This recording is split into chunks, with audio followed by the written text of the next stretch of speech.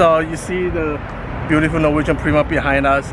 So we've officially gone off the ship now.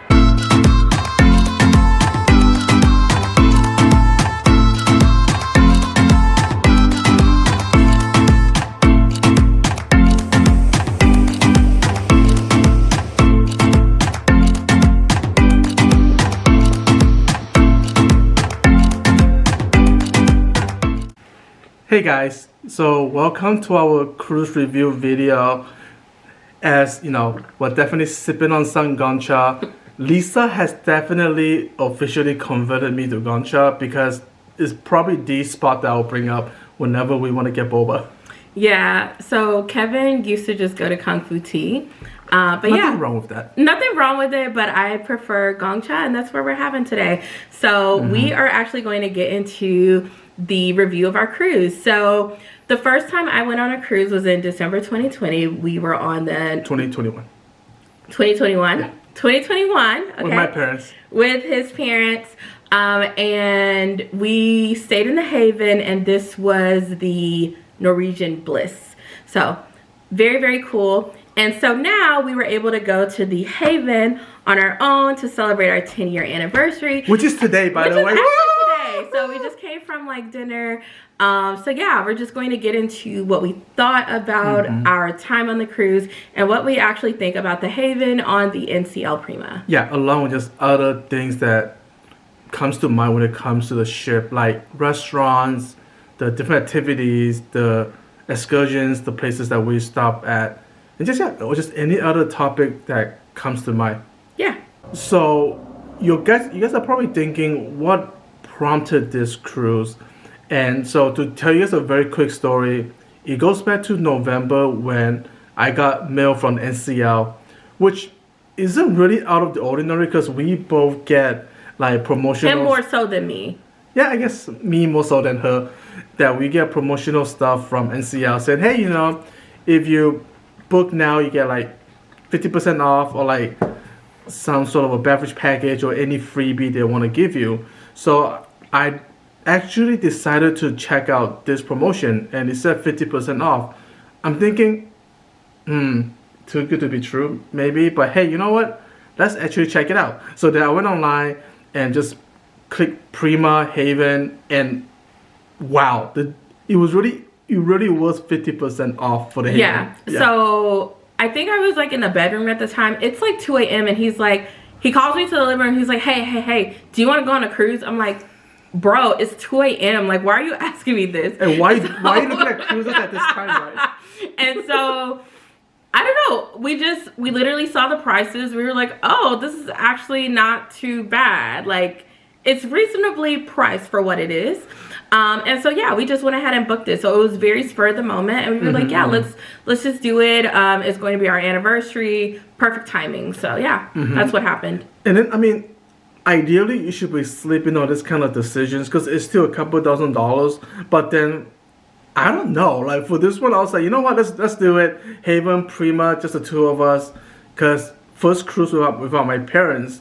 And I'll get into that some more too. Because kind of other things do kind of come into play at times.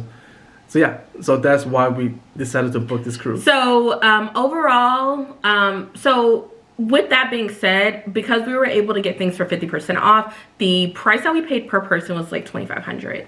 Yeah, so which is, if you were to stay in the Haven, the standard minimum rate that you're paying is typically $5,000. So it was literally half of that. And so that was really great as well because that include, you know, all hosts of amenities such as we had like an alcohol package that was also included with the promotion. Yeah, the beverage package, which is great. And then also an internet package. While we both chose to upgrade, especially me, I got the more premium package because I wanted streaming. It's nice that the $2,500 was inclusive of the room that you'll see, in addition to, you know, the balcony, which was, I think, was like a pretty large size. Yeah, I kind of wish we spent more time on the balcony. I spent a lot of time on the balcony. Kevin spent a lot of time at the casino. But it's not what you think. I'll get into that. Like, it's not what you think. But with that, yeah, I mean, overall, was it expensive? Yes. Okay, like $2,500 is not like chump change, right? But if we're comparing that to the Haven and what it normally costs, I think it was a steal. So yeah, let's get into what we thought about the Haven, the room, and everything else in between.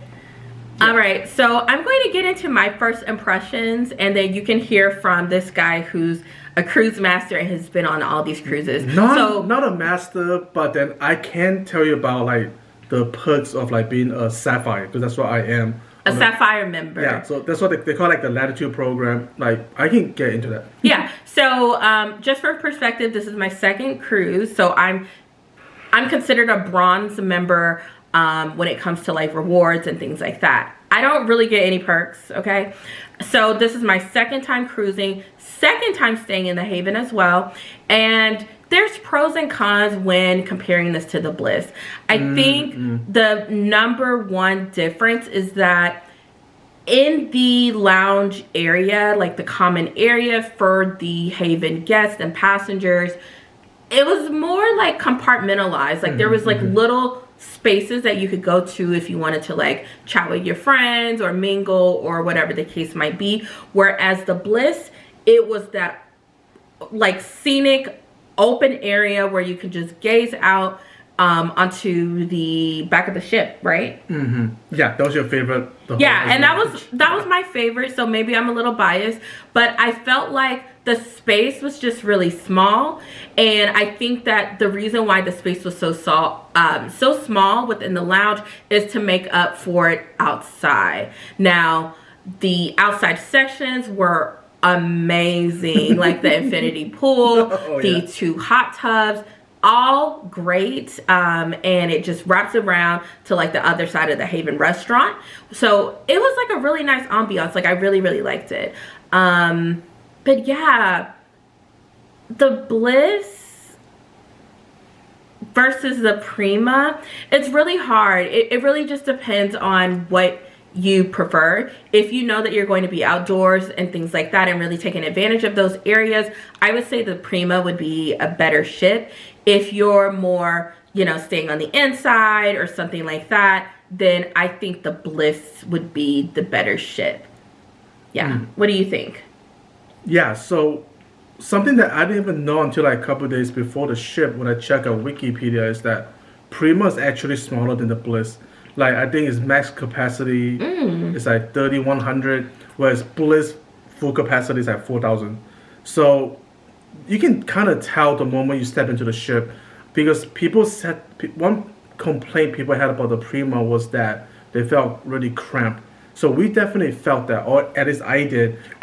We were at the atrium, you know, where they will host like different type of events, the 6, 7, 8 floors, and you can look up and down. And yeah, I mean, I felt cramped in those areas. Yeah, I think for like a lot of areas, I felt like there was way too many people and there wasn't enough seating, which led to, I think it drives participation down for like various events, right? Because you either have to stand for the entire event, or, you know, there's just not enough seating. With that being said, another perk that I just thought about is the private elevators for the Haven. There's a designated part of the ship that you can walk to, and you can just use your key card and catch the elevators up, and this takes you directly within the Haven. And it's really, really nice and convenient, because the few times that we did ride on the standard elevators, we always had to wait like several minutes, which again, like, this is a first world problem. I know it, okay? Yes. Like, there's no doubt about it, but it's really nice just being able to say, okay, I want to go up, and 10 seconds later, we're on the elevator, versus waiting minutes and minutes for other people to get on, you know, to queue and line up for like the lifts. Yes. Yeah, as they call it. So, you know, as Lisa said, I'm the cruise master, so time to drop some nice knowledge. I'm playing. Drop the knowledge. But no, definitely some stuff I noticed is that Prima is the first ship since the Norwegian Jewel class ships to have a Haven in the back of the ship. Because on the Epic, on the Breakaway Plus, like the Bliss that we were on, like there are Havens in the front. So that's why you have the observation lounge that Lisa really loved on the Bliss. Whereas that on this ship it's also an observation lounge bus for everyone, whereas Haven's in the back. So like the private elevator that Lisa just mentioned, I would say the kind of closest thing to it in the previous Havens was on the Jewel class ships, in which the elevator does go straight to the Haven, but in which you have to scan your key card in order to go into the Haven. So yeah, so like Lisa said, that private elevator was amazing because our room was like pretty much right at that elevator. So all we gotta do is just leave the room and then just go wherever we want. Like just no waiting. One other thing I really want to shout out, we took, and so I think because this go around, we had a beverage package. We definitely spent a considerable amount of time at the bar. Okay. Now, I also tipped a lot too. So just like pro tip, do tip the bartenders, the servers that bring you drinks. And oh, so 0 stars and 2 thumbs down or like infinite thumbs down to some of the drink servers at the casino. As you know, I will order my drink and the guy will scan my card, and then basically he never comes back with my drink. And you know, the thing was, I was gonna tip him because I always do for any and every drink I get on board. You know, maybe he forgot, or maybe just that he didn't prioritize the guy that was playing at the coin machine. Sadly, I'm not entirely surprised by this because it has happened on other ships in which I was playing the coin machine and placed a drink order, and basically the guy just never came back. But you still see him like walking around getting drink orders from like the table games and such. And what made it kind of worse was that one of the servers that never came back with my drink, like he works in the Haven during the daytime and he knew who I was. So man, you disappoint me, bro. You disappoint me. But don't get me wrong though, service is still pretty good in the Haven and elsewhere. Just that experience wasn't good. Just like that way, they'll also appreciate it, and also a good way to just have like a great relationship with them or like a good reputation kind of thing. So the drink makers in the Haven, like the oh my god, I'm forgetting the word. The bartender or?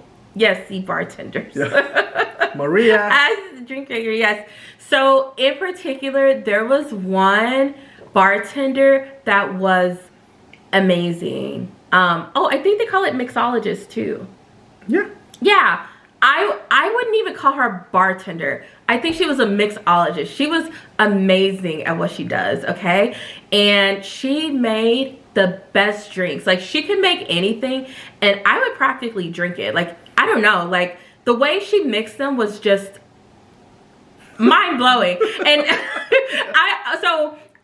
I don't really drink so much anymore, like only socially, but I used to be quite the connoisseur, a decade ago, a lot, Yeah, so she was Miss 6th Street. So if you I partied a lot in college. Austin, so I know a good drink, and yeah, like anytime Maria was making the drinks, I was like, Maria, yes, you, please make my drink, please.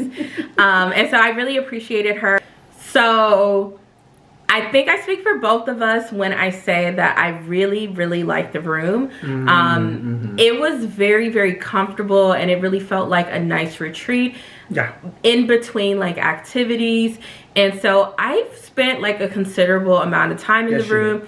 Especially throughout the trip, but especially like the first few days, just because I don't know what it is. Like whenever you go on vacation, it's like your body knows that you're finally able to relax. And so I felt extremely tired. And immediately when I got on, I'm like, okay, like I'm getting food and I'm coming back to this room. I will explore the ship at a later date and time. Same with the second day, which was actually like the sea day. So really just ate, and then I read like books and stuff and just chilled in the room. And it was like a nice little lounge space, right? Yeah, and it was like a lounge bench. Yeah, I said the room is also nice because of the storage. Like, yeah, I'm sure like we do have a video like showing like our room in the Haven, the penthouse suite. Yeah, you can just see a lot of storage, like so many drawers, and like there's a safe and all that stuff. So definitely room much bigger than the previous Haven penthouse suites that I used to stay in with my parents. Because in those rooms, the room still resembles a balcony room, whereas this one is like more spacious. And I mean, from what I've seen of the balcony rooms on the Prima, they also look a little more spacious now. So I do like the fact that the room is spacious, except the area around like her side of the bed. And oh yeah. So okay. Now, while I did like the room, I also think it had a few cons. Yeah. Okay. So remember in the room video that at the end of the video I mentioned that those stuff that we dislike, and yeah, here it is. Oh, you're gonna say it? Okay. You Okay, I'll say it. So, the space between the bed and the entryway to the bathroom is very small. So you have to push the door open to enter the bathroom, and I definitely felt like the bed could have been moved and everything could have been built in, like at least another 6 inches away. Like it was very cramped in that area. The bathroom was also okay, however, kind of tight too. Kind of tight, but I'm willing to overlook that and forgive it, because guess what? We're on a ship. So I thought the bathroom was fine. He thought it was cramped. I thought it was fine, okay? But towards like the last 1 or 2 days, we started noticing like water, like puddles of water towards like the entry door. And I was like, huh, this is really weird. And we both had went swimming, and we hung up our swimming suits on the back of the bathroom door, and so we thought that maybe it was just like our swimsuits that were leaking onto the floor. But then we discovered that something was not right. Like when you press on a certain tile in the floor, it was squeaking and then it was oozing water, and I was like, that is not right. It's not supposed to do that. So I think something may have been wrong with our suite in particular. Yeah, I'm not really sure what happened. Yeah, because I still remember it's like, you know, getting up, go use the restroom, wearing the slippers. I'm like, wait, why is my slipper wet? Because it turns out I had stepped in that puddle that Lisa was talking about, and I was wondering, hey, where did this come from? Like, and then I finally saw it when I looked down, and then if you step on the floor tile, then like it's just squeaking and the water kind of comes up. So that was the one thing we didn't like about our room. The second thing is just that the way the sinks and the shower was designed. Like we do have a video clip. So we do have a video clip of this too. Like that, we'll show you. So basically, they designed so that like the drain is not obvious. It's not in the middle. Instead, it's like just kind of to the side. So as a result, so in the shower, like it starts flooding. Like if you don't kind of kick the water to the right. To the drain. So for the shower, it's and this is kind of what I've seen in more modern designs, even in some homes where they will have a walk-in shower, it will have a bench, and you can't find the drain because the drain is hidden underneath the bench, right? They're hiding the drain, but with that, there's no sort of tilting, or there's not like a concave point to redirect the water to the drain. So it definitely gets a little messy for sure. So I don't think that it was the best design choice, but yeah, because I recall like, you know, I was taking a shower and then like coming back after a couple hours, you still see that water. The water is still inside the shower because like Lisa said, there's no tilt, so the water is just chilling there until like you just try to kick it towards the drain. And then also with the sink is the same concept, and you know the faucets didn't move, so that if you're dumping out drinks that we couldn't finish, like it's still sitting there. Like even if you try to wash it off, like I said, the faucets don't move, so then you have to pretty much like try to splash water around to finally get rid of, like, let's say, like the margarita that Lisa got. Like maybe she didn't finish, she put it down the drain, and then it's just chilling there. So I did not like that design, despite it was elegant. Here, you can show the show the sink as well. Hold on. You can. Oh yes, you see it. Yeah. Oh, you see, hold on. You getting it? Yeah. Just like the one I kept hearing like sputtering. Yeah, when I was stepping on the tiles. Yeah. So I don't know what is this, maybe like this water accumulating and not flowing through the pipes. Yeah, I think water is not. I definitely think that water is supposed to be flowing down through the pipes, but it's not. And then, yeah, obviously the design is elegant here, but it's very flawed. Yeah, it's flawed because like water do stay on there. Like I recall when we pour drinks down that we didn't finish, then like you can't even really wash it down all the way because even the two faucets don't exactly like hit each other, so to speak. So then you have to just keep using your hands to like affect the flow of the water. And I can also show like, yeah, the shower is also another example in which, yeah, you can kind of see it. Like I last used the shower yesterday. You still see some randoms of the water, and then the drain is right there. So once again, it's an elegant design, but kind of another flaw because when I was showering, like the water opened to accumulate to maybe like half an inch, so you also have to keep kicking the water like that and stuff. Oh, what's the drain? Yeah, so great design, elegant design, like I said, but a flawed design for sure. Another one also, I kind of forgot if this was the case on the previous ships, but the door, it's kind of heavy, which is fine, but it doesn't exactly stay on. See, if I open it like that, yeah, this closes. So definitely something that's kind of about this room. Okay, so Lisa, what did you think about the food on board? It was good. So the food in the Haven was good. We did go to a few restaurants outside of that. We went to Anda, which was Italian. I really liked it. Kevin, he's kind of whatever about Italian. Yes, but I think it was good Italian, okay? And for reference, I love bolognese. Like that's generally like my go-to dish. And then we went to One Republic. That was like our last day. It had the worst and most terrible food. Terrible. Terrible. It was disgusting. Wait, hold on. So basically, the restaurant's not called One Republic. It's called Food Republic.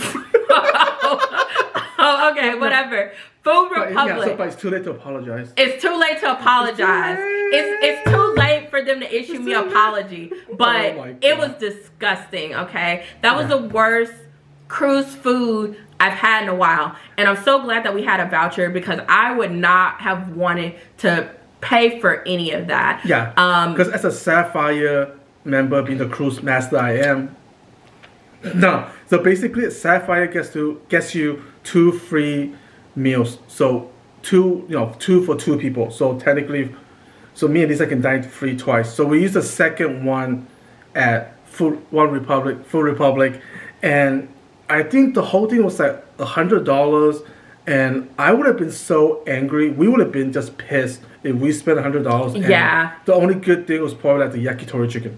Yeah, so we had like chicken, sushi, and I had pho, and the broth was just bad.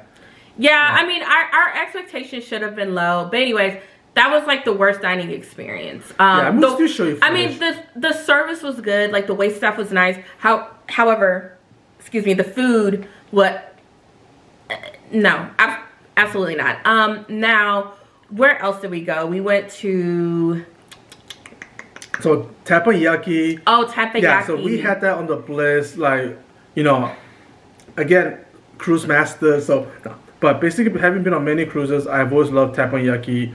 Back when it was $25, like cover charge, but then nowadays I think it's like $59. I think $49 or $59, and I don't think it's worth it anymore because I thought they got a little bit cheap about the menus because for the seafood portion they used to have lobster, but now they substitute that for giant shrimp, which is still delicious. But then just all in all, I don't think it's worth the cover charge that they have now, because they've really raised their prices as of late. I will also say this, that your experience will depend on your chef. And while our chef was very nice, they were also like a novice when it comes to, you know, I think interacting with patrons, but also just cooking in general. I thought the rice was like a little too salty. It was like way too much soy sauce. It just wasn't good. I mean, I would probably give it like a 7 out of 10. Yeah. So I would say the better chef was the one that was at the table behind us. Yeah. So across from us, because like that guy was way more charismatic, and just like he was getting the crowd, just like every person just like into it, like singing different songs. I mean, this guy tried, but then just the energy was not the same. And I also noticed the skill set wasn't the same either, because, like, for example, like they do I'll pretend my phone's a spatula. Like they would flip up the egg and stuff, and the very skilled teppanyaki chefs are able to break the egg on the side of the spatula. So they'll do it, and then they start drawing like a flour and stuff. But this guy didn't do that. I guess when I noticed that, that's when I figured, like Lisa said, he's probably a novice, and you know, with teppanyaki, you're also paying for the entertainment as well. Yeah. So I will say, if you want to go for entertainment, go, but your experience will largely be dependent upon your chef. And so if we probably had the other chef that we just mentioned, I think our experience probably would have gone up like a few more points, but you know, it is what it is. Yeah. And then for teppanyaki, so a very quick pro tip is try to schedule it as fast as you can, or like even before you even get on your cruise. Because I did the day 1 of the cruise, and the only day I could get was like the next day at 9:30. So teppanyaki, like, despite our criticism, is still it's still a very, very popular like restaurant, and it's very hard to get like spots for it compared to like Le Bistro, Cagney's, or even like One Food Republic. Okay. And so lastly, we had Mexican food, and this was at Los Lobos. Los Lobos. And the portions were amazing, really great service.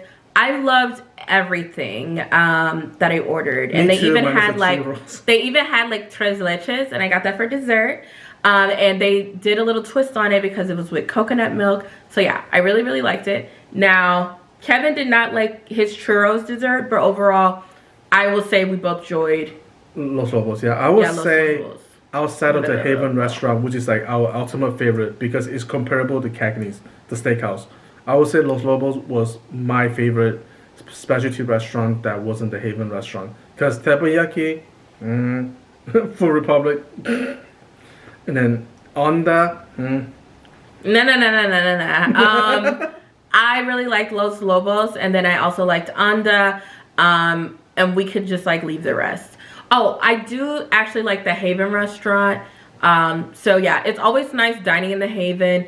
As you know, the menu does not change when you're in the Haven, so you will have the same menu for breakfast, lunch, and dinner. However, you know, that gives you the opportunity to enjoy anything that catches your eye, catches your fancy throughout the week. And so we were pretty basic. We kind of ordered the same things and kind of stuck to that. But overall, I really appreciated and liked the food in the Haven, with the exception of the pork belly appetizer at dinner. Sometimes. It was like way too fatty. But I think that's like my only criticism of it. Everything else was good. And then for lunch, it was the angel shrimp scampi like pasta. He didn't like it. Yeah, the flavor was just off, and just all I ate was the shrimp and then some of the noodles because I didn't want to just waste it. It was good to me.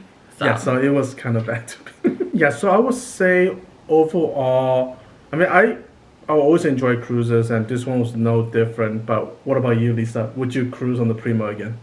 Yes. With the caveat that we're maybe going to a tropical location, just so I could really take advantage of like the outdoor area of the Haven. It's a nice ship, don't get me wrong, and I love how new and modern everything is. It's very clean. Oh, one other thing, all the shops were closed. on the ship. Yeah, so that was kind of disappointing. Yeah, I forgot. Like the wash, Yeah. like the one at Swarovski, I think they were closed. And Everything was closed, really. Yeah, I think the guy told me it's because they need to restock or something like that. Yeah. So that was kind of disappointing. And like Lisa said, like ideally tropical locations because I'm probably not gonna enjoy the infinity pool if we're going to like Alaska or something, right? Yeah. So if we're going to tropical locations, I say Prima, 1000%. If you are going to a location where you're not going to be outside, it's more, cold, Alaska, whatever the case might be, then I will say another ship would probably be more preferred. I'd take the Bliss again. Oh, Bliss is nice. And then they also have the Encore, which is like the newest ship of that class. And there's a new ship that's coming out called the Viva, right? So Viva is already out. It came out Oh, I'm last sorry. year. Viva. So, What's the newest one? Aqua. Aqua. So Thank you. I could be wrong on this, but there might be slight differences with the Aqua. But I believe Prima and Viva are like, so the sister ships, the same ships. So it's kind of like Breakaway, Getaway, Jewel, and the Pearl. So basically just same ship, same exact interior. So maybe we might check out Viva depending on where it's going. Because I mean, the Haven elevator is a really nice touch. I love that so much. Yeah, so I guess we will see. So yes, would I go on a Prima again? Yes, I would. Yeah, Haven is very nice. Infinity pool, yo. Especially because like at some of the ports, like they back into the spot when they're docking. So like you go to the back of the infinity pool, you're looking at a nice view of the city that we were in. Like Havas Cay, Costa Maya. Yeah, I really enjoyed it. And thanks for watching, everyone. Bye.